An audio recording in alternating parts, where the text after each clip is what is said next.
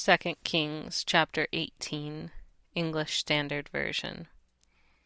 In the 3rd year of Hoshea son of Elah, king of Israel, Hezekiah the son of Ahaz, king of Judah, began to reign. He was 25 years old when he began to reign, and he reigned 29 years in Jerusalem. His mother's name was Abi, the daughter of Zechariah. And he did what was right in the eyes of the Lord, according to all that David his father had done. He removed the high places, and broke the pillars, and cut down the Asherah, and he broke in pieces the bronze serpent that Moses had made, for until those days the people of Israel had made offerings to it. It was called Nehushtan.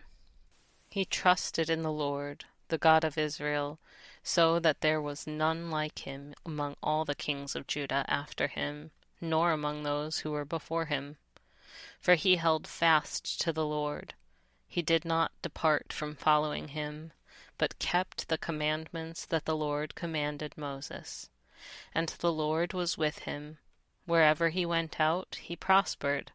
He rebelled against the king of Assyria, and would not serve him. He struck down the Philistines as far as Gaza and its territory, from watchtower to fortified city. In the 4th year of King Hezekiah, which was the 7th year of Hoshea son of Elah, king of Israel, Shalmaneser king of Assyria came up against Samaria and besieged it, and at the end of 3 years he took it. In the 6th year of Hezekiah, which was the 9th year of Hoshea king of Israel, Samaria was taken.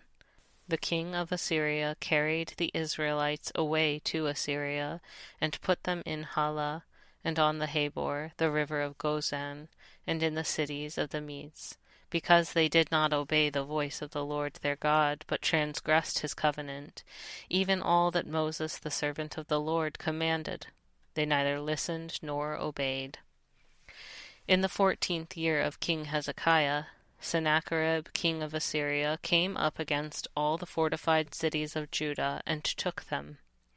And Hezekiah king of Judah sent to the king of Assyria at Lachish, saying, I have done wrong. Withdraw from me. Whatever you impose on me I will bear.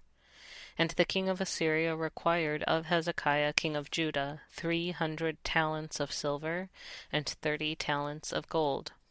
And Hezekiah gave him all the silver that was found in the house of the Lord, and in the treasuries of the king's house. At that time Hezekiah stripped the gold from the doors of the temple of the Lord, and from the doorposts that Hezekiah king of Judah had overlaid, and gave it to the king of Assyria. And the king of Assyria sent the Tartan, the Rabsaris, and the Rabshakeh with a great army from Lachish to King Hezekiah at Jerusalem. And they went up and came to Jerusalem. When they arrived, they came and stood by the conduit of the upper pool, which is on the highway to the washer's field. And when they called for the king, there came out to them Eliakim the son of Hilkiah, who was over the household, and Shebna the secretary, and Joah the son of Asaph the recorder. And the Rabshakeh said to them, Say to Hezekiah, Thus says the great king, the king of Assyria, On what do you rest this trust of yours? Do you think that mere words are strategy and power for war? In whom do you now trust, that you have rebelled against me?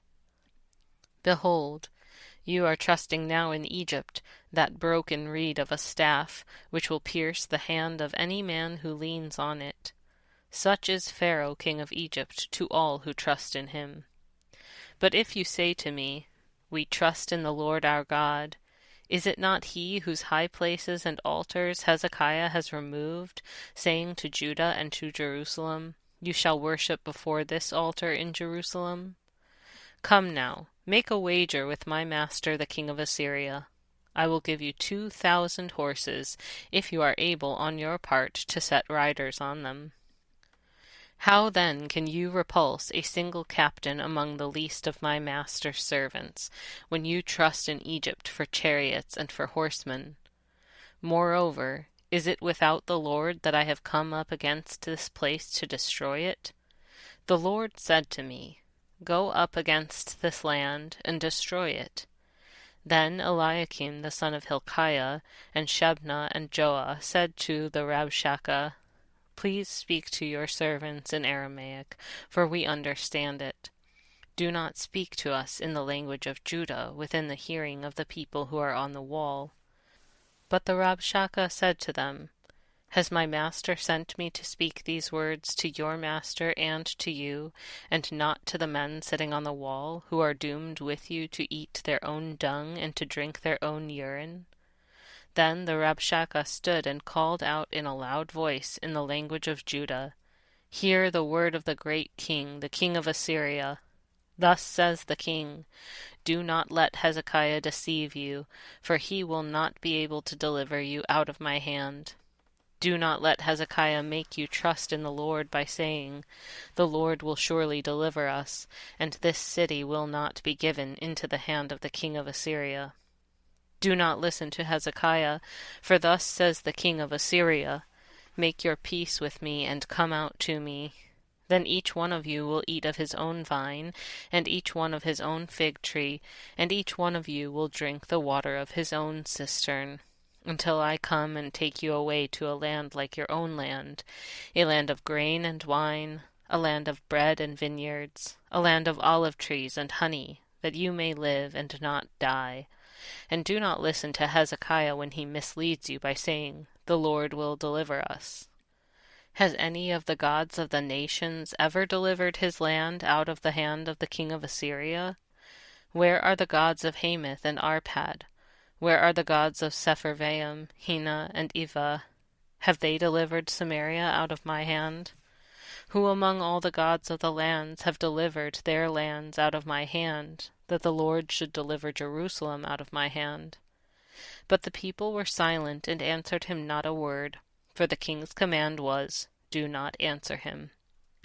Then Eliakim the son of Hilkiah, who was over the household, and Shebna the secretary, and Joah the son of Asaph the recorder, came to Hezekiah with their clothes torn, and told him the words of the Rabshakeh.